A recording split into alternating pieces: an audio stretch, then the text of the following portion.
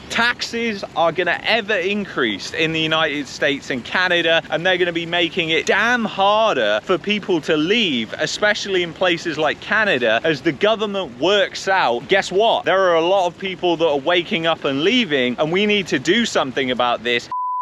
Give up on Canada. Canada and the United States are becoming places that you do not want to live anymore. And Canada especially has just gone off a cliff over the past couple of years. I am a Canadian. I'm also from the UK. I'm also British. I spent so long in Canada. I love the people, but I have to say, I've opened my eyes to what has happened in the country, which is the country has been ruined. It has been ruined by the financialization of the housing market, stagnant wages, very similar things to reasons why I actually left the UK and my home country initially to move to Canada. And not only that, there are problems that are even bigger and worse than that, such as things like rising crime. In the United States and Canada, crime is rising across the board. You're seeing homeless people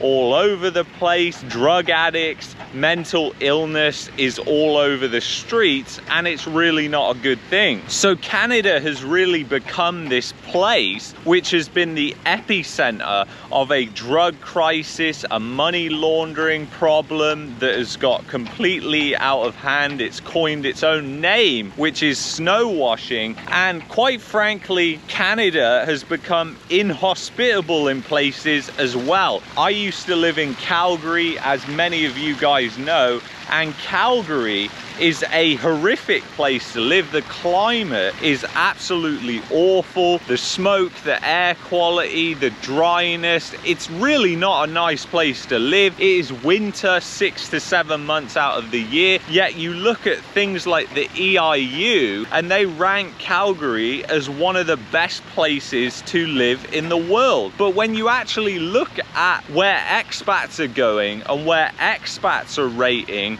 as the best places to live in the world, they're places like Mexico, they're places like Panama, they're places like Colombia, they're places that you wouldn't expect to be there.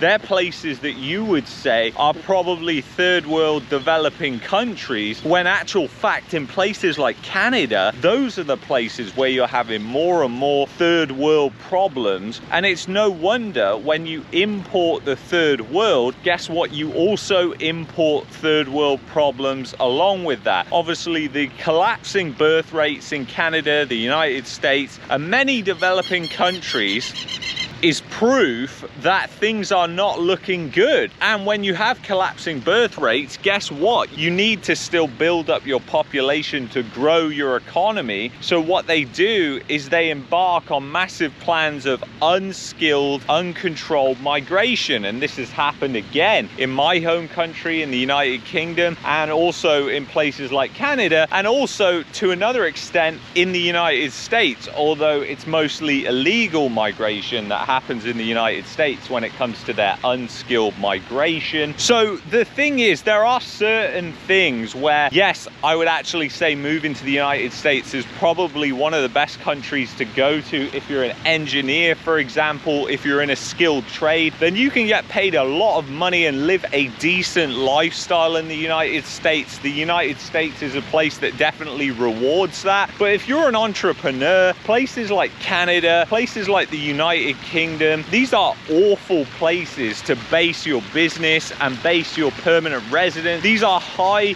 cost countries. I mean, the reality is, if you want to start a business, if you want to take a chance, how on earth can you do it in a country like Canada, where for most people, they're gonna need at least $4,000 or $5,000 a month just to live, and that's to pay their rent, pay all their other expenses, the high cost of food, all these other things that they need to pay. So then it's almost impossible. You have to have a job, you have to also be trying to build a business, and you'll just end up burnt out like I did. And quite frankly, it's not the way to do it. It's not healthy mentally, it's not healthy for your relationship. And when you come to a place like this behind me, guess what? It can be way more freeing and liberating than living in a place like Canada, which is so-called free market capitalism. Of course, we know in Canada and the United States and many countries, it's crony capitalism is what it is. Why do you think Chinese cars are banned in places like the United States and Canada? It's because there isn't a free market there, and they know that if those Chinese cars come, the price point is lower, it's actually going to benefit the consumer,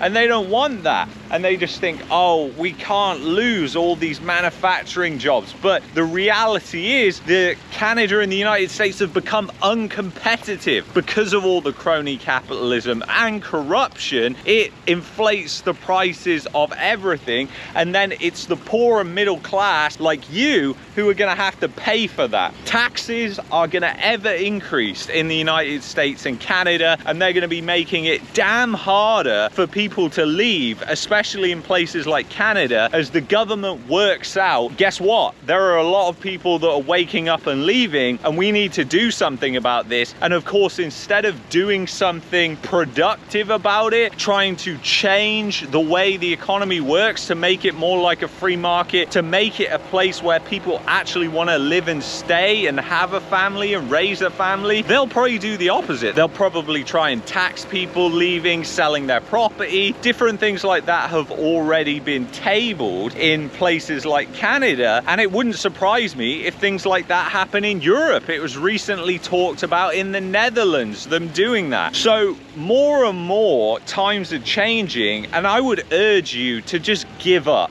on the United States and Canada. Just give up on the UK. Just give up on these European countries, because guess what, guys? Things aren't getting better. They get progressively worse every year. And when you actually remove yourself from the country, like I did from the UK, you notice when you go back every year, it's dramatically worse. When you're actually there, guess what? It's a slow process. And I'll be visiting Canada every single year and going back to Canada and visiting different places, and I'm sure I will notice exactly the same thing, which was harder to notice when you're living there day to day. So I think it's really important right now, with everything that's happening, the overvaluation of assets, to just be as diversified as possible. Even if you don't think that you're gonna leave and go somewhere else, I would still consider going to a place like Mexico, getting a temporary residency, because it's very inexpensive. And more